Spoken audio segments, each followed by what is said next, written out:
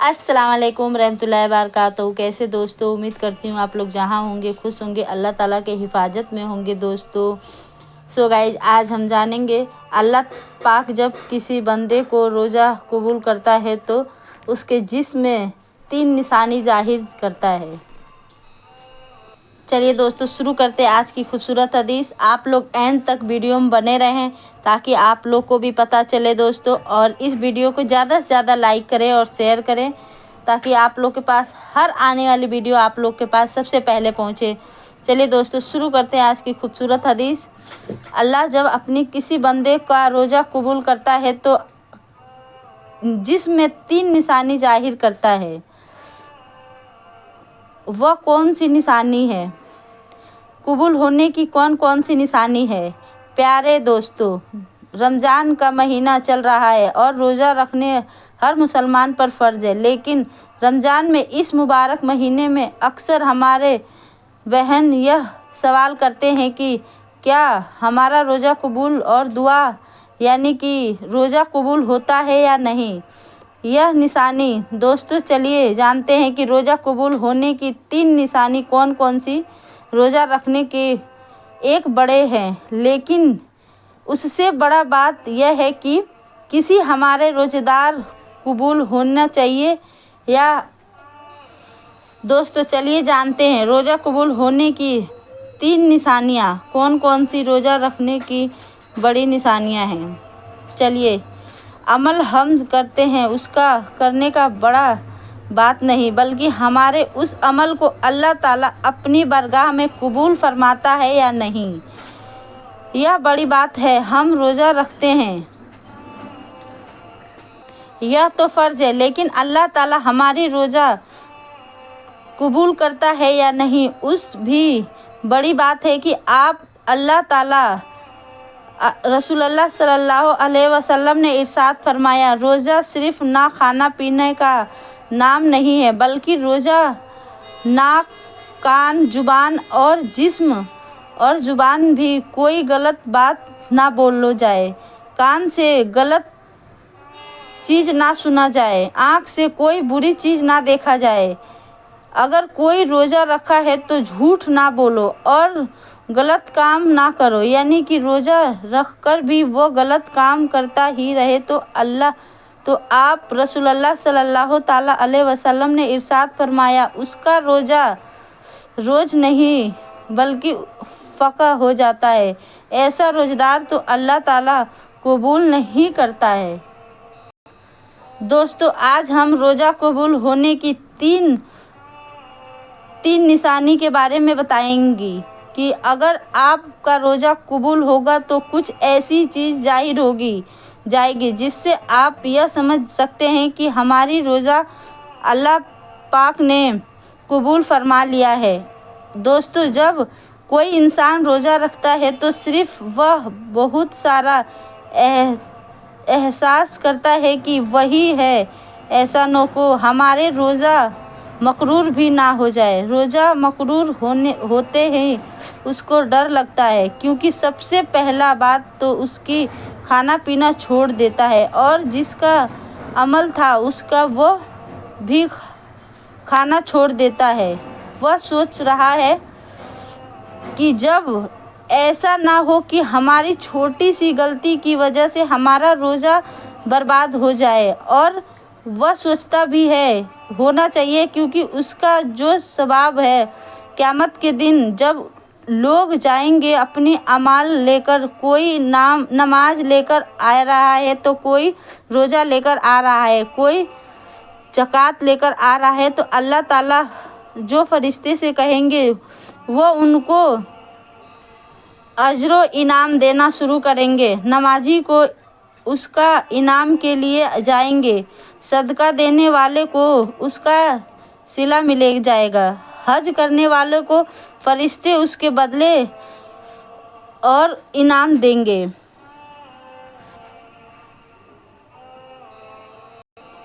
फिर अब बारी आई रोज़ेदार की, तो फरिश्ते कहेंगे कि मौला, यह रोज़ेदार है जिसने तेरे रोज़ा रखा था, भूख और प्यास रहा था, तो यह इसको इतने अर्ज दे दिए जाएंगे तो अल्लाह ताला फरमाता है फरिश्तों से, पीछे हटा जाओ, इसका रोज़ा खाली मेरे लिए था और मैं खुद इसके रोज़े के अजर आता करूँगा। अल्लाह ताला क़यामत के दिन उसको अज्र अता करेंगे। दोस्तों, जब भी हमारी कोई इबादत यानी हमारी नमाज कबूल होती है तो अल्लाह ताला की बारगाह में कोई सी निशानी ज़ाहिर होती है।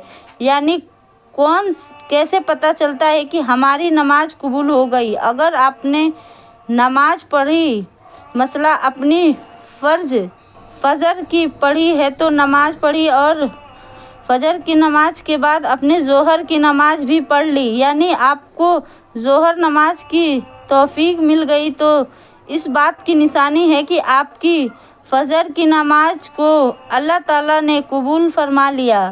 तो ऐसा क्यों कहा?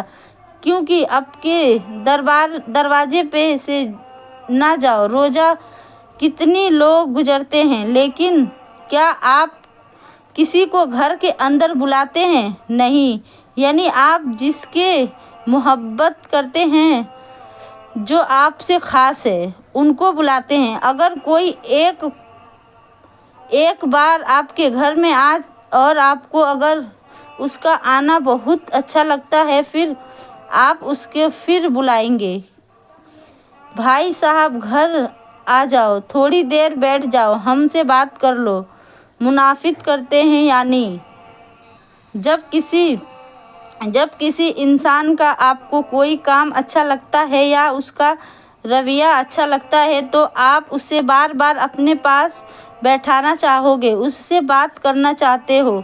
इसी तरह जब अल्लाह ताला किसी को नमाज को बुला फरमा लेते हैं तो फिर अगली नमाज की उसको तौफीक अता फरमा देते हैं, वह अगली नमाज भी पढ़ लेता है। जब अल्लाह उसके पढ़ने की तौफीक देते हैं तो यह निशानी होती है कि पिछली नमाज को अल्लाह ताला ने कबूल फरमा लिया है। और अगर हम नमाज पढ़ने का वक्त नहीं मिल रहा है तो हम यह ना सोचें कि हम वक्त नहीं मिला इसलिए हमने नमाज नहीं पढ़ी, बल्कि यह सोचा करो कि हम कितने बड़े गुनहगार हैं। हमने ऐसा क्या गुनाह कर दिया है कि अल्लाह ताला ने हमें अपनी सामने खड़ा करना भी पसंद नहीं करता। इसलिए तरह से रोज़ा अगर हमने एक रोज़ा रखा है उसके बाद हमने अगली रोज़ा भी रख लिया तो यह इस बात की निशानी हो जाएगी कि हमारी पिछली रोज़ा को अल्लाह पाक ने कबूल फरमा लिया। लेकिन इसका मतलब ये नहीं है कि आप रोज़ा रख लिए गलत काम करते रहे, झगड़ा करते रहे, गाली गलौज करते रहे, जो नहीं करना चाहिए वह भी करते रहे, जो सुनना नहीं चाहिए वो भी सुनते रहे, यानी वह सारी काम करते रहे जिनके अल्लाह ताला रोक देते हैं। फिर आप रोज़ा रखने का कोई फ़ायदा नहीं है। इंसान कमज़ोर है और अल्लाह को यही अदा को पसंद है कि देखो मेरे बंदे को भूख भी लगी है, प्यास भी लगी है, लेकिन फिर भी मेरे लिए भूखा प्यासा है। इंसान जब इफ्तारी करने के लिए बैठा है और अजान होने के पहले अल्लाह से फरिश्तों से फरमाता है कि देखो मेरा बंदा सामने खाना रखा है, पानी भी रखा है, ए फरिश्तों इसको भूख लगी है और खाना भी सामने है, लेकिन यह खाना क्यों नहीं खा रहा है? तो फरिश्ते जवाब देते हैं कि मौला इसमें तेरी मोहब्बत में रुका हुआ है। अल्लाह ताला ने फरिश्तों को फरमाया है कि इसका सामने पानी रखा है, यानी पानी क्यों नहीं पीता है? फरिश्ते फरमाते हैं कि ए मौला उसके तेरे डर और खौफ से रोक रखा है। तो अल्लाह ताला खुशी होते हैं और जैसे ही अजान होती है इंसान खाना पीना शुरू कर देता है और अल्लाह ताला फरिश्तों को देखते हैं, मैं इजाज़त दे दिया तो किस तरीके से खाना खा रहे हैं। यह अदा अल्लाह ताला को बहुत पसंद आती है। तो किस इंसान के रोज़ा अल्लाह ताला कबूल फरमा लेते हैं तो उसको ذہنی سکون ملتا ہے، دل میں توکل حاصل ہوتی ہے، اگلے روزے کی توفیق ملتی ہے۔ لوگ یہ سوچتے ہیں کہ روزہ رکھنے کے لیے کمزوری ہو گئی، لیکن ایسا نہیں ہے۔ جب انسان کا روزہ اللہ تعالیٰ اپنی بارگاہ میں قبول فرماتا ہے تو اس انسان کے اندر ایک اندرونی طاقت اس کو ملتی ہے۔ اوپر سے وہ کمزور دکھا رہا ہے، لیکن اندر سے اس کا ایک طاقت اور بڑھ جاتا ہے، بلکہ وہ اندر سے خود محسوس کرنے لگتا ہے کہ یہ روزہ کا عمل ہے۔ اس لیے دوستو، روزہ کو بارگاہ میں ضرور آپ پیش کریں۔